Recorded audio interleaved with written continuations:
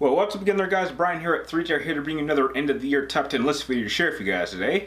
Now, 2016 was undoubtedly a very interesting year for gaming, and I just felt the need to share with you the top 5 best games that I played in 2016. Now, before I begin, I would just like to clarify. This is my list of the top 5 best games that I played, because I know going into number 5, some people are going to be shocked, and I can understand why.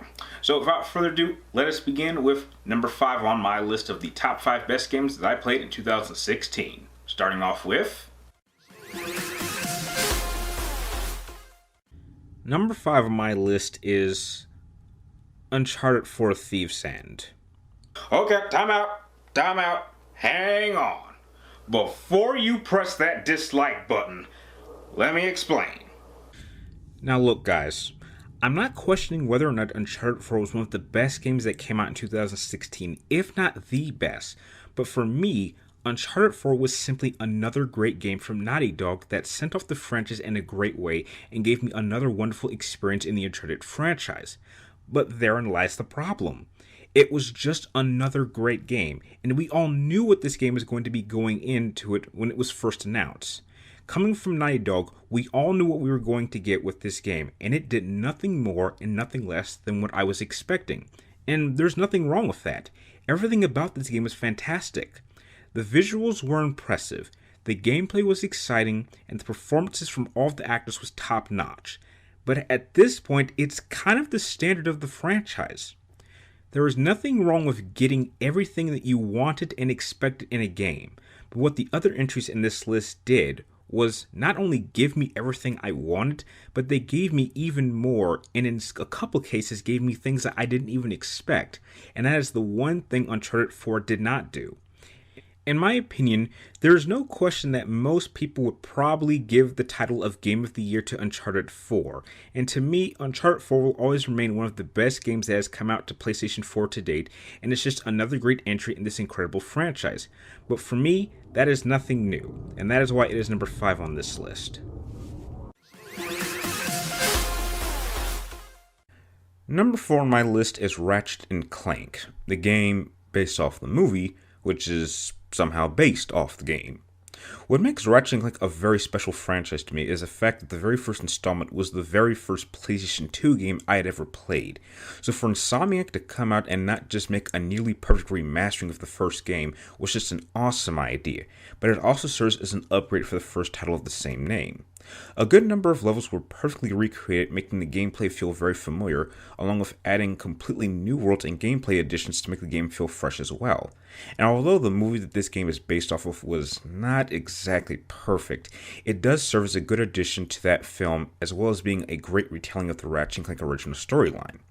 To me, this game is a perfect example of how much gaming has improved in every department since the PlayStation 2 era, and although there are plenty of games that could certainly fill that spot, none of them could probably pull it off as well as one of my most beloved PlayStation exclusive franchises, and it's for these reasons that I place it as number 4 on my list.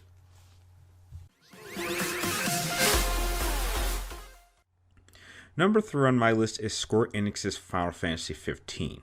After being in development hell for a decade, it was finally released this year, and though it certainly doesn't live up to the 10 years of hype it established for itself, it did perform the monumental task of successfully bringing the Final Fantasy franchise back on track after a decade of mostly disappointing to simply horrible installments to the franchise.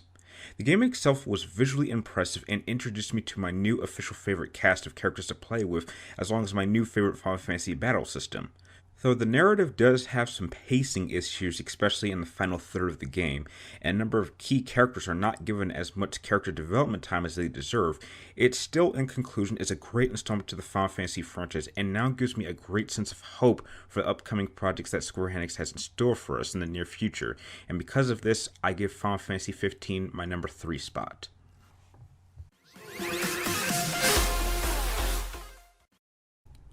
Number 2 on my list is Titanfall II. Having never played the first installment, I was a bit hesitant at first, but after getting my hands on this game and spending a good amount of time playing it, I can honestly say that this game was one hell of a ride. The main campaign's plot may have been pretty simple and straightforward with very little twists and surprises, but the strongest element of the game's narrative was the chemistry between the main protagonist Jack Cooper and his Titan companion BT, which was simply incredible to watch these two interact as they make such a great team, with some of the dialogue between these two being some of the funniest that I've heard all year. The primary gameplay runs at a high-speed action pace, encouraging you to use the environment itself to your advantage, and to hop into your Titan to dish out even more punishment when the action gets a bit too intense for Jack Cooper by himself.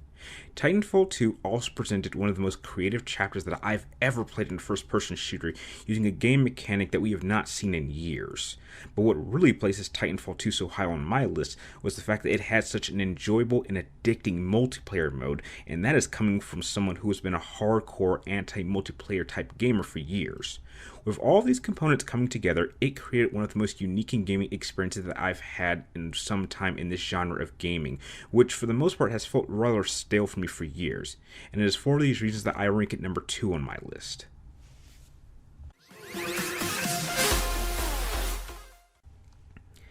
Number 1 on my list may seem like an odd choice, simply due to the fact that this game was originally released last year on the Xbox One, but because of how much I was looking forward to this title, I was gladly willing to wait an entire year to finally play this on the PlayStation 4, and I can happily say that that entire year of waiting paid off big time, as my favorite game that I played in 2016 was Rise of the Tomb Raider.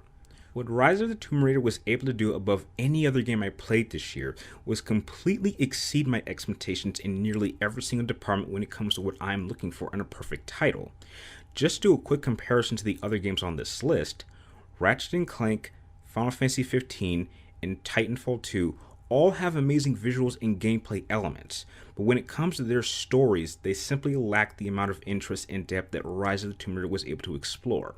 And when comparing it to Uncharted 4: A Thief's End, I've stated for years that I felt that this new reboot to the Tomb Raider series was superior to that of the Uncharted franchise, because when comparing the amount of variation of each franchise's gameplay styles, Uncharted is just so much linear when compared to Tomb Raider's open-world environment style of gameplay.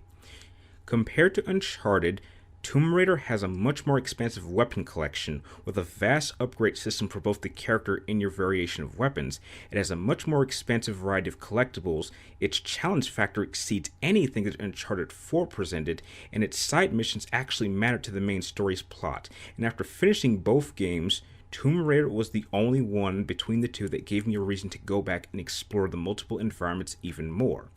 Again, this is not a knock on the Uncharted series, as it is truly an incredible franchise, but Tomb Raider was able to completely reinvent itself with its 2009 reboot, and its evolution only continued into this sequel, and it has me even more pumped up for its eventual follow-up when it is eventually released.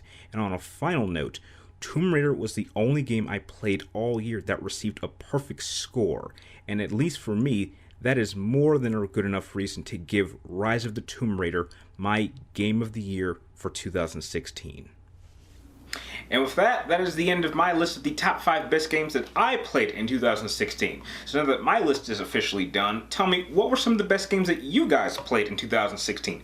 Share your list with me and everybody else in the comments down below, and if you like this video, feel free to like, comment down below, and please subscribe to keep track of me and my future videos. And like always, thank you guys for watching, you're awesome, and I'll see you next time.